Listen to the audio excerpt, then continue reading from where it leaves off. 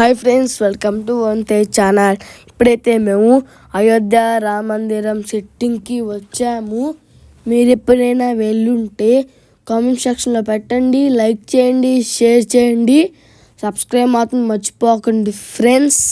ఇక్కడైతే సండే కాబట్టి చాలా చాలా క్రౌడ్గా ఉంది. మా డాడీ ఆల్రెడీ అయోధ్య రామ మందిరానికి వెళ్ళారు.